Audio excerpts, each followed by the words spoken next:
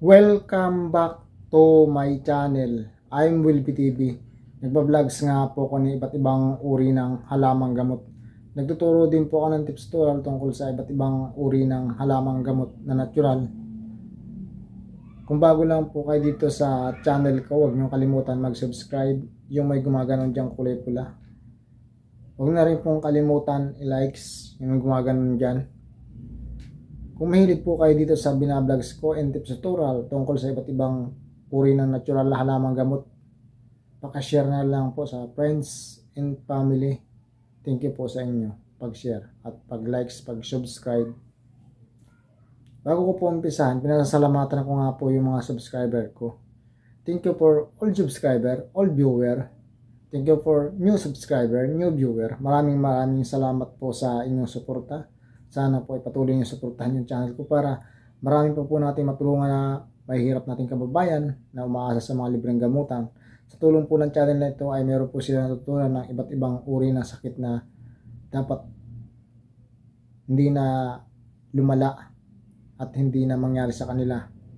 Sa tulong po ng channel na ito ay marami po nilang natututunan at hindi na po natin patatagalin.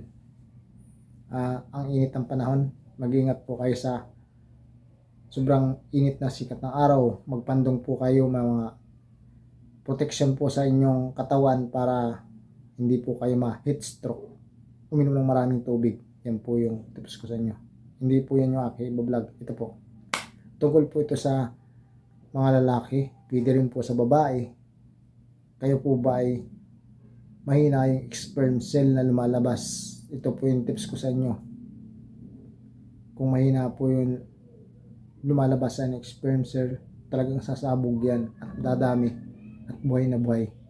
Tips number 1, pamparami ng sperm cell, uminom ka ng maraming tubig araw-araw. 8 glass to 10 glass. Tapos inuman mo rin ng buko, yung buko na solid. Talagang healthy yung sperm cell mo. Sa kalalakihan po ito, pwede rin sa babae. Yan po yung tips number 1. Tips number 2, pamparami ng sperm cell, magiging healthy.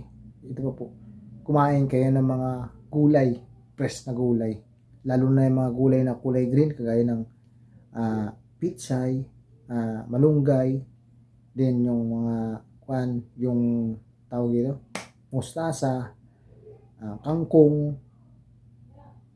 sitaw, ampalaya, upo, at iba't ibang uri ng gulay na kulay green, lalo na kung bagong ani yan, healthy o niluto mo sa kaunti lang yung chemical o walang chemical. Talagang nakapagpa-healthy po yan ng sperm cell yung mga gulay. Tips number 3, isang pampalakas din ng sperm cell, yung prutas, lalo na kulay green na prutas, gaya ng mansanas na green, avocado na green, bayabas, gebano, yung saging na green. Pagpalakas po yan ng sperm cell o buhay na buhay siya kapag kumakain kayo ng prutas araw-araw. Iba't ibang uri ng prutas na fresh, lalo na kung bagong tanim mo sa bakuran mo tapos kinain mo.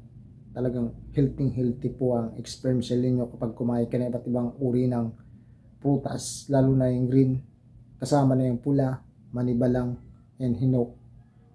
Nakapagpa-healthy yan ng sperm cell, nakakapagpadami pa, buhay na buhay. Yan yung tips number 3. Tips number 4, pwedeng healthy o malakas ka sa laban, lalo pag gabi kay meses, kumain ka ng balot, 3.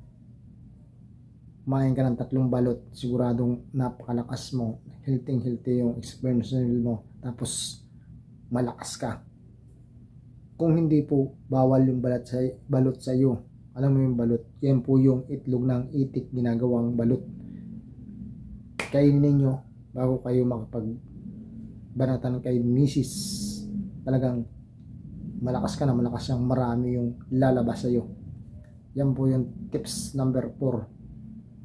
Tips number 5, isang healthy na marami yung katas mo kapag kumain ka ng madami, then tumulog ka ng maayos. 8 hours to 10 hours na natutulog ka. Kasi pag bakbakan mo yan, pagkagising mo, siguradong ang dami na lalabas sa'yo. Buhay na buhay yan. Sperm cell mo. Yan po yung tips. Ano ba? Tips number 4. Sorry.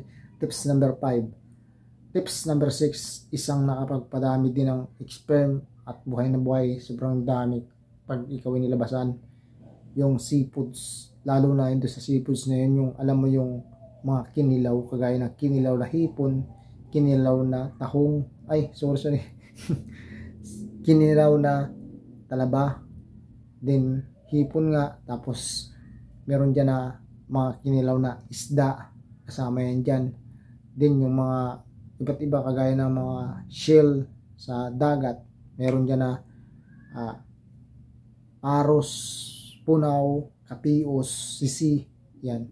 Yung sisi sa talaba, parehas lang yan. Malaki lang yung talaba, yung sisi maliit. Pinipiga ng kalamansi yan. Kinikilaw. Wow, sarap. Paborito ko yung sisi na yan. Yun nga po yung mga sipos yan. Tahong, talaba, punaw, paros, hipon, mga kinilaw na isda. Kinilaw na kagaya, mayroon din dyang lato. Yan, masarap na pagpadami yan ng sperm. Buhay na buhay ka. Tapos may mga isda na press. Kagaya ng sigapo, lapu-lapu, salmon. Din yung mga hipon, na mga sinigang na isda na press. Na may na mga gulay na press. Yung mga shell na nasabi ko, mga kinilaw. Napaka sarap niyan. Tapos dadami yung sperm mo. Tapos pag lumabas yan, marami talaga. Subukan ninyo. Comment kayo sa vlogs ko na ito na pampalakas na, pamparami pa ng sperm cell na lalaki, babae. Yan po yung tips number 6. Tips number 7, pamparami ng sperm cell, pampalakas. Yung uminom ka ng vitamins. Yung hiyang na hiyang sa iyo yung vitamins. Yan po talaga yung anong vitamins mo, pampalakas,